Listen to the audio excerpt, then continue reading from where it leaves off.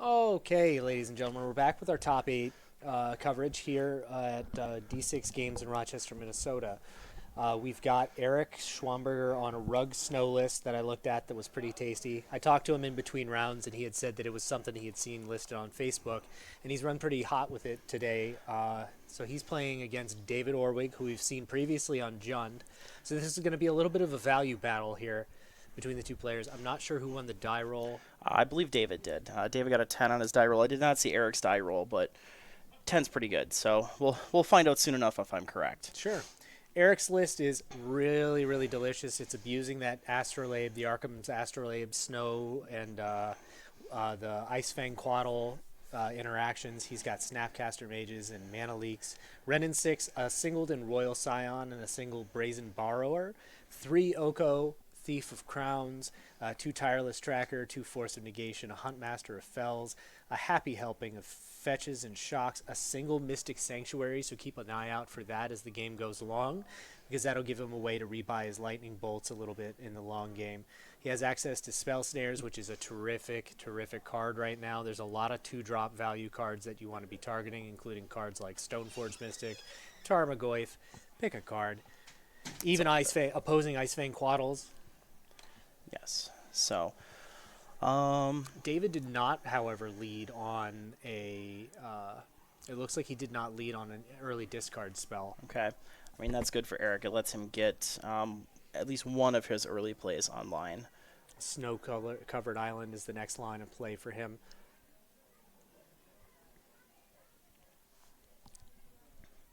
So looking at this deck list for the rug snow list, there is a lot of just different things in here. It kind of feels like John, like you've got a lot of those like four ofs of different packages of things. Yeah. And so it's going to be dependent on for both of them. It's going to feel similar to like a Jund mirror where they're both going to have their which package did they draw? Who drew the thing that interacts with their opponent the best? It'll be a 1-for-1 match, and then whoever draws the last relevant card will win. The moment of truth here is the three spot. He passes the turn back. So, looking at his hand, I saw Lightning Bolt, and I mean he's probably just going to jam into Bloodbraid Elf here on his next turn. Tireless Tracker. He's going to play his 4th land. Yes.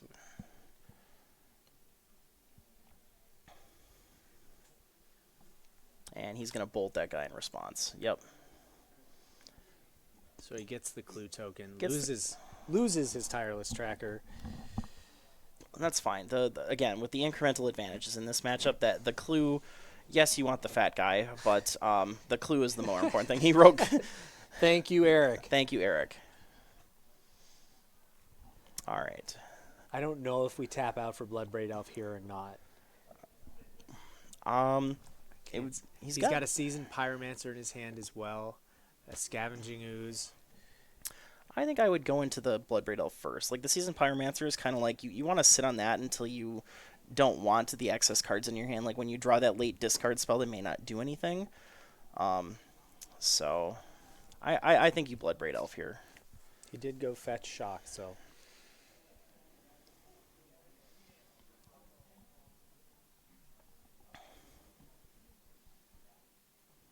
I like the way Eric's cards line up in the Jund matchup. Mm-hmm.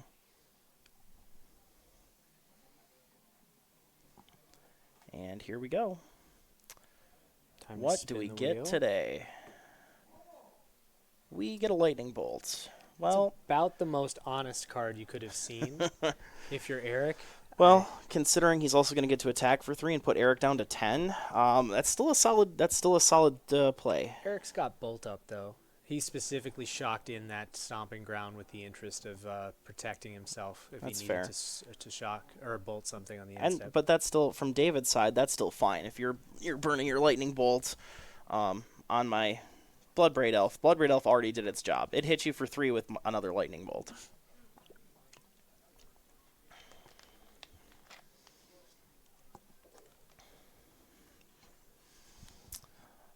Eric just hoping to start his value train of Ice Fang Quaddles and Snapcasters and Bolts. He's tapping 3 for it looks like an Oko.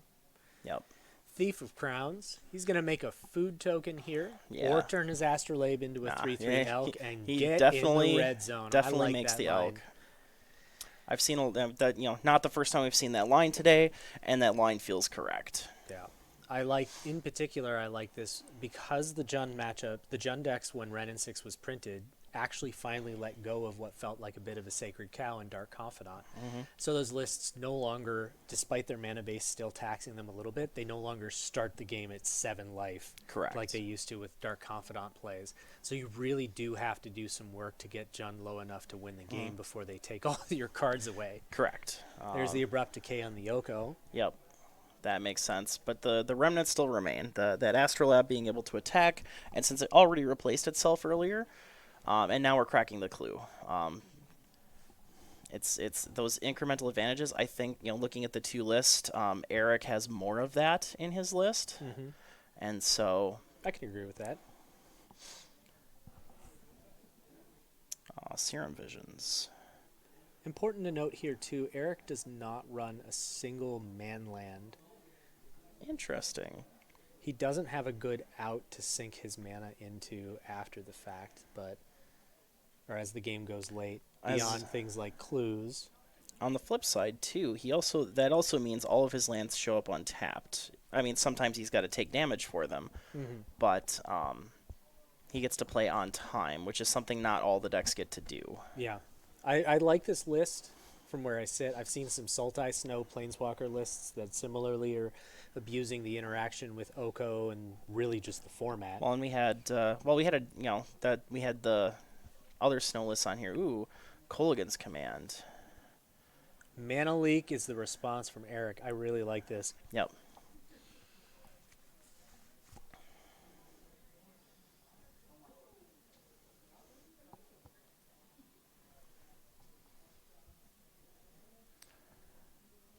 So now where do you go here from David? So you still have your Seasoned Pyromancer. You've got Scavenging Ooze. Yeah. You suspect that your opponent's on Snapcaster Mage, even not knowing for sure. He's a blue deck, and he's got a lot of things. Ooh, another Kolaghan's Command. Let's go, Eric. We love you, sweetie. I see the shout-out. So main phase, Kolaghan's Command here.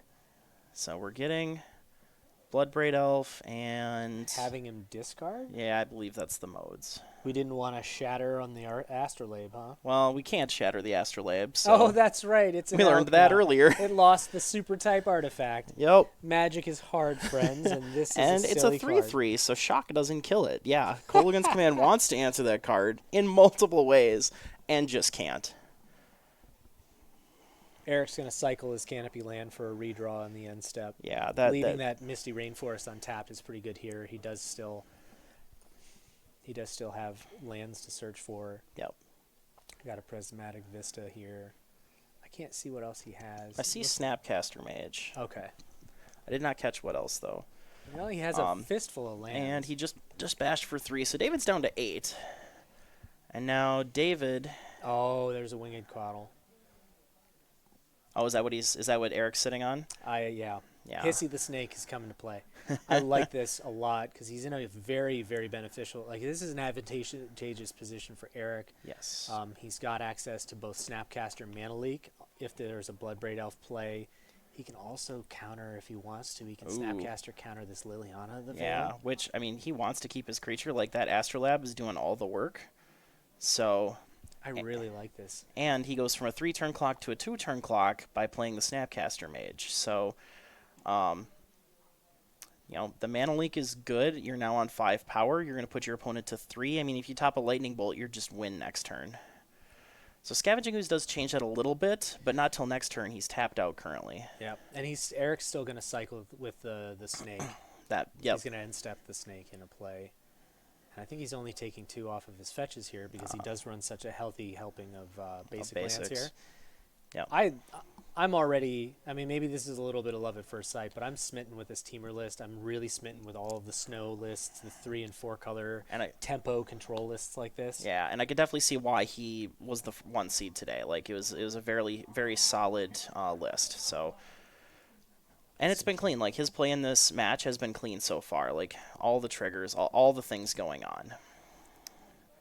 he finds a second Snapcaster Mage. Oh, there's another Oko. I think that changes the math a little bit, doesn't it? It it does a little bit. He doesn't look like he has much else going on. I think that's 2 other lands. Um, So he's got the Oko. He plays the Oko, and he turns Snapcaster Mage into a 3/3 Elk. He bashes for 8. He bashes for 7. which isn't lethal, but but Scavenging Ooze can't trade because he's got well, he cast Oko but didn't activate. Is that correct? He starts with 4, right? Yes, he does, because he's a fair and normal Magic the Gathering You're card. really okay with the trade on Snapcaster Mage here? I actually am okay with that.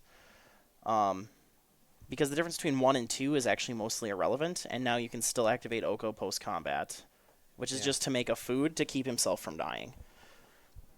Now he's at effectively 13, and he's got... Lands in hand. Yep.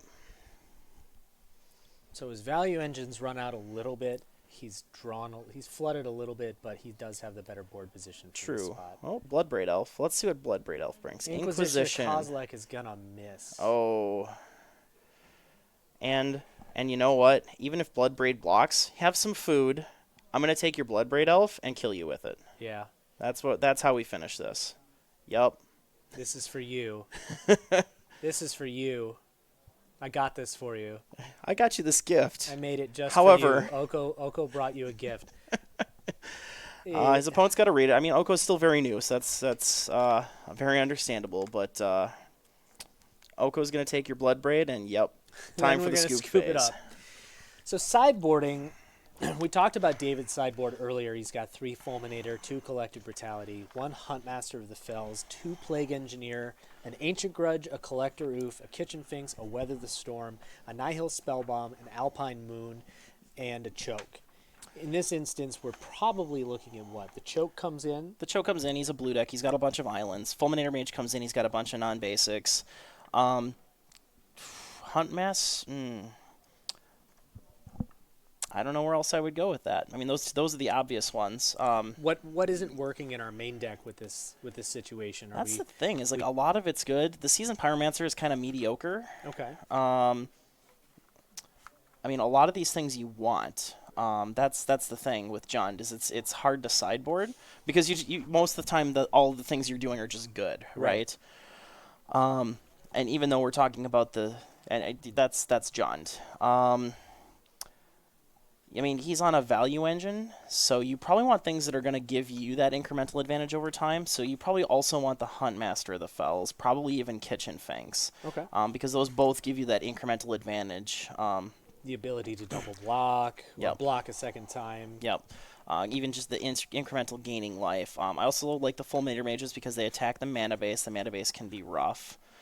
Some of the lesser good cards. I mean, actually, Seasoned Pyromancer is fine. You discard some cards to get some dudes.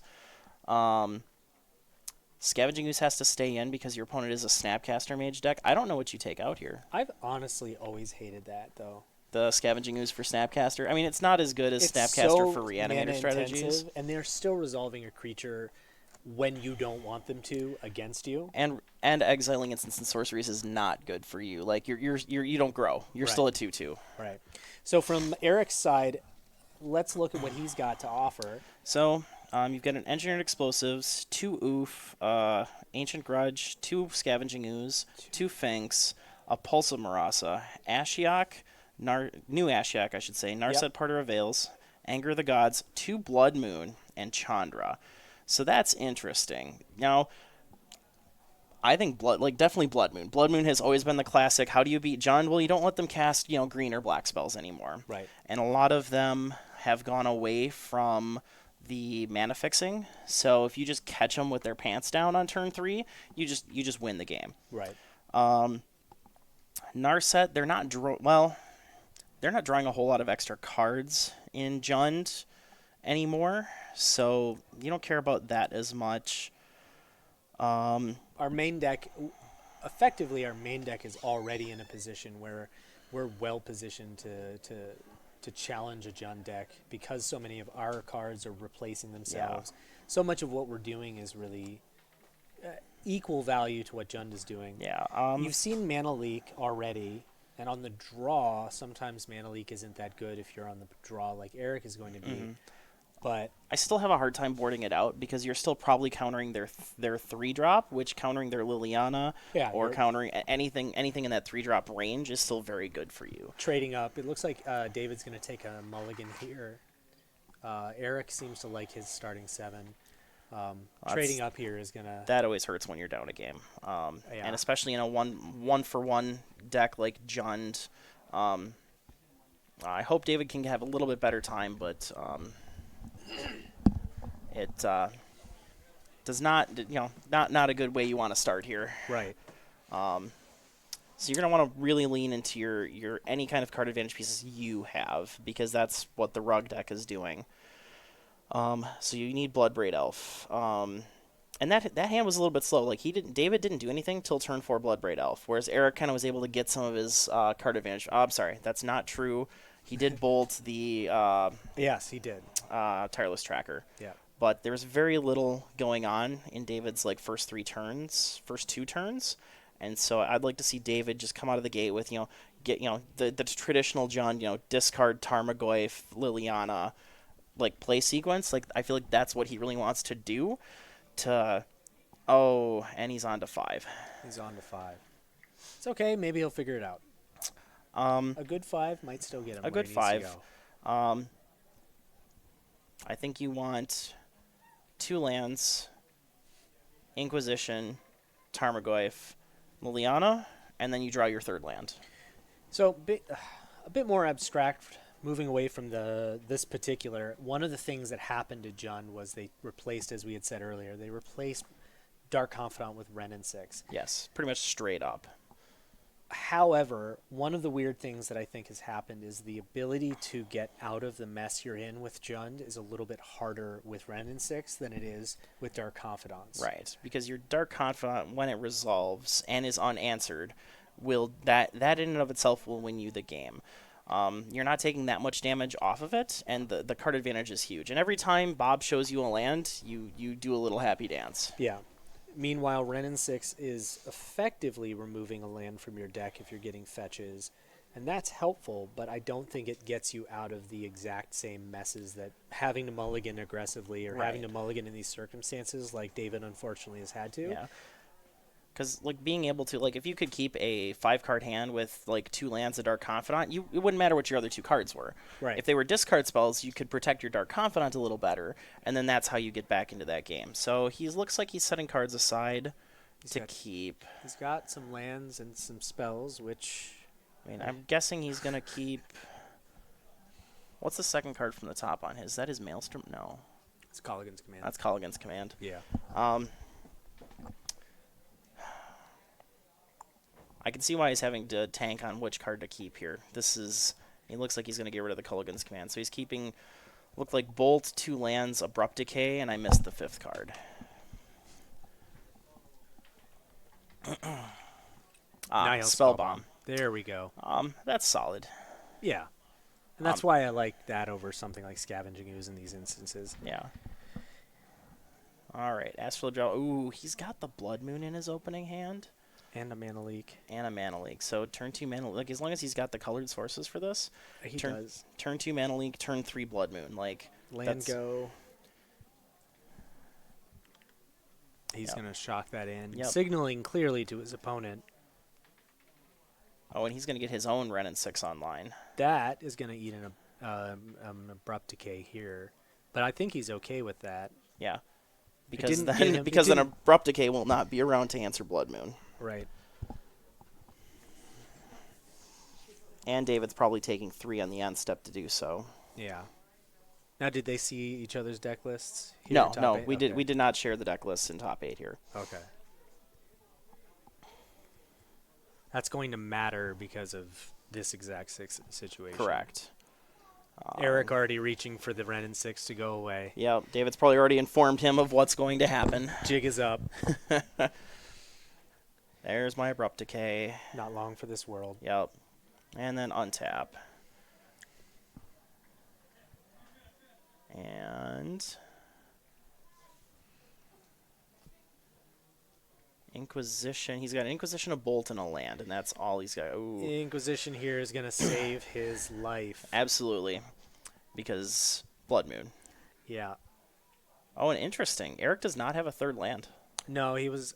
That's the curious decision. Not so much for keeping this, but to play out the Ren and 6 here rather than sandbagging a mana leak.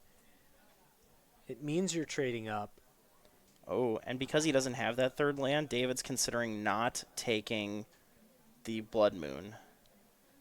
Now, I mean, David does have a basic forest. He's not locked out. Right. So maybe Blood Moon's not quite as good as it normally would be. Well, Jun's mana base has gotten better since Ren and 6 was printed. They've played more basics. They've played more cards they can fetch for.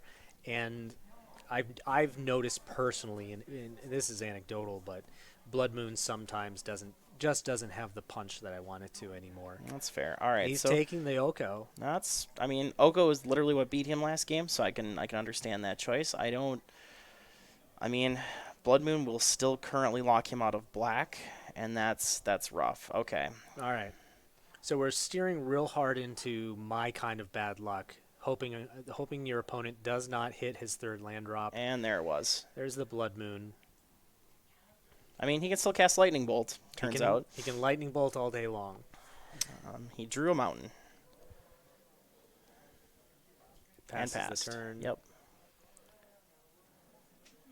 The biggest obstacle, of course, for David here is not so much the Blood Moon as it was his unfortunate need to have to mulligan. Yeah, I mean... that robs us of seeing good Magic played. Yeah. But, I mean, this is the format that exists, right? Right. So... He's got to activate. He's got to activate Astrolabe for the end. And yeah, Astrolabe fixes your own Blood Moon problem, right? Right. He's just like, yeah, it's a mountain, but now it taps for green. And that's the thing that I found so interesting about these snow-oriented mid-range and kind of tempo decks. Seasoned Pyromancer was the draw, and that is actually castable. Terrific. This is really good for David. Yep. He gets no guys, but he gets to draw 2 new cards. Yep. And next turn he can actually cast that Bloodbraid Elf. Yeah, he's live. This is really good. But these snow decks are basically giving up some ground in their first turn with the Astrolabe to cycle a card and replace itself, with the trade-off being nearly perfect mana at 3 damage to yourself rather than 8. Yeah, which is... Well, this is why these decks exist. So... plus Ren and 6 for no value, but that's fine. You just want Ren and 6 to be on table and available. So he went upstairs. There minuses to deal 1. Yeah, minuses to deal 1, so no damage there. Okay. Just plus to return 0 lands from his graveyard to his hand. That Ren and 6 is not long for this world. Nope, not with no blockers. Oh, but Lightning Bolt. Could write an entire modern book where like the end of each passage is but Lightning Bolt. All right. Bloodbraid Elf, second main phase. Doesn't feel quite as good, but let's see what he gets here. What's he going to find off the top? He's got a collective brutality. He can escalate this if he wants. I think he's debating it because he's got another collective brutality in his hand, which he can't cast. Yeah, that makes sense to pitch it here. You drain 2 and gain 2, and then try to duress your opponent. Yep. We know it's a lie. It's not even actually duress. Is that going to be a spell snare for the collective brutality? Oh. All right. Well, Discard target spell snare is still okay. Yeah, it hurts when it costs you 2 cards, even though obviously, like, I mean, he could top his swamp later, but that hurts. Eric's still stuck on 3 lands. I'm not actually that worried if I'm with David. With no beatdown either. Because if David draws a Tarmogoyf, that's live. True. Now that he spent that spell snare, he's got the Snapcaster. Yeah, he's going to Snapcaster Bolt here, because then he can actually start attacking back. Yeah. And he's going to crack his Nihil Spellbomb in response. No black mana to pay for it, but still. And there's the block. Yep, and that's fine. We're okay with how that played out. Yeah. And there's the Tarmogoyf. Ooh. That's exactly what I was kind of angling at, is if you're able to tax the spell snare mana here, because he couldn't get to 4 mana So in time. I think we're on 5, if I read right, because we've got instant, sorcery, creature, land, and artifact. Yep. The Planeswalker was exiled from Eric's graveyard. The two of them. One of them, sorry. So we play a mountain. Mountain that does not hurt him, thanks to being a mountain. There's And an Ashiok. Well, Tarmogoyf is now a 1/2. We've seen this card once today already, and this has been an impressive piece of modern technology. Yeah. If I'm being honest, this card has actually dramatically affected these matchups. Yes. It's not that it's a non-interaction with Blood Moon, but the things that you're doing with Blood Moon sometimes negatively impact. You're not getting full value out of some of these cards because your opponent isn't searching. So the front end of Ashiok is shut off already because of these fetch lands. Correct. So the front end doesn't do a whole lot here. I guess we hit Ren and 6 for 1. But the back end, like just being able to hose the graveyard repeatedly, is a huge deal. More Astrolab. That's because all 4 of them, friends. Well, they do cycle. You get to see extra cards. Hit his land drop. Played another mountain. He's got his other Blood Moon in hand. So, yes, he does. So should David be able to somehow deal with Blood Moon number 1, Blood Moon number 2 will show up to the party. And he hits a Seasoned Pyromancer. He got some lands off the top of David's deck, too, clearing the way. But that was another Lightning Bolt gone. Yeah. Which is important here. No one's taken any damage, and the longer these games go, sometimes either the more or less important a card like Lightning Bolt becomes. David topped a land there. Looked like a stomping ground. He's just going to continue to keep Ren and 6 off the emblem, which is, I mean, better than receiving an emblem. Eric found Chandra. Which Chandra is that he's playing? The Torch of Defiance. That's a win con. There we go. That'll make this take a little less time. Chandra the Mind Sculptor. Yup. Oh, there's blood. Oh. Wow, that is a brutal Ashiok activation. Yeah, like the Bloodbraid Elf is huge. And has Chandra. Well, he's sitting on double Mana Leak, I think I saw. So, and that's probably right. He's being patient. Mm-hmm. Really good play from both players. David's not working with much just because his hand has been obliterated here. Yeah. Mulligans will do that. It's another Ren and 6 for Eric. I mean, I suppose what you could do here is you could neg 1 your one on table, hit Tarmogoyf, then neg 1 the... Oh. It will not work that way. It will not work that way. We know how Tarmogoyf works. Oh, man. I even played with it in Standard, and I still almost screwed that up. That would be a 2/3 Tarmogoyf that would then make you sad. That's right. Eric is being supremely patient while he looks for another mana. He wants to at least have a single... He's done the math. He found another land for David, but Eric's done the math to try to make sure his mana leaks are still high enough value in this situation. Mm-hmm. And he just drew... Good cards. Yes. Come to the table. That is the Royal That is Scion. the Scions. Oof. This card has already showed up in some really interesting lists. There was a Grixis Death Shadow list that 5-0'd an MTGO I don't know this last card week. terribly well. Can we bring up the Royal Scions for us, please? So its plus activation is to draw a card and then discard a card.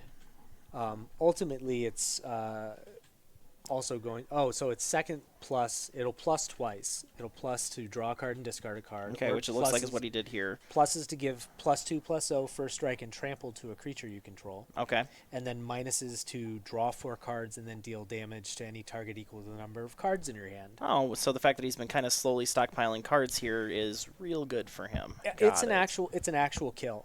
Yep. And the Grixis Shadow list that was playing it was using it to push through additional damage on Death Shadows through, small Thopter tokens, and Gurmag Anglers get big enough to power through as well. Sure. The card's really an interesting piece of design.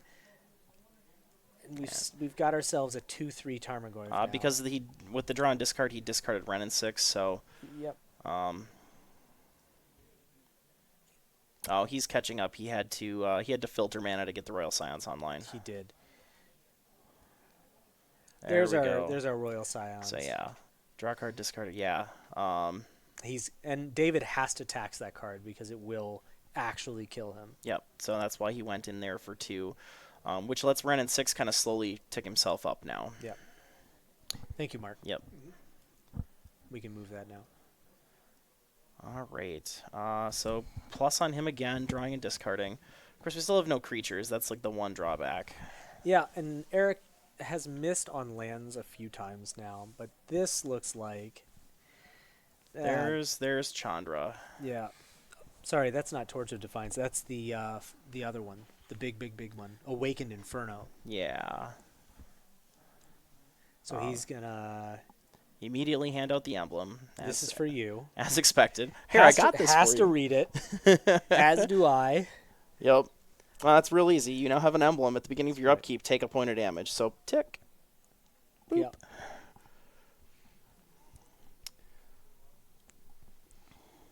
So we are now watching Teamer Super Friends.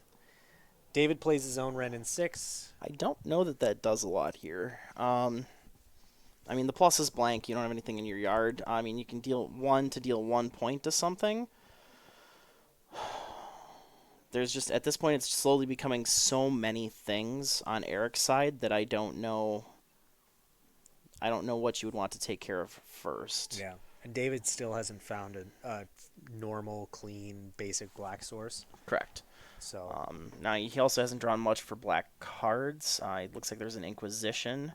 And there might be a Liliana, but that requires 2. Oh, and there's the he hand. extends the Yeah. hand. Yeah, Really, that's understandable. really unfortunate having to mulligan like that. The Blood Moon is just a bit of a haymaker here in this format. Or, I'm sorry, in this matchup. Yeah, well, in the format. You're correct in saying in the format. It's real Yeah. good in a lot of things. So. Is everyone behaving themselves in chat? All right. So I think. White Castle, that's right. It looks like White Castle is coming. That's outstanding. That was really good. I'm glad we have no one's behaving. Schwammy.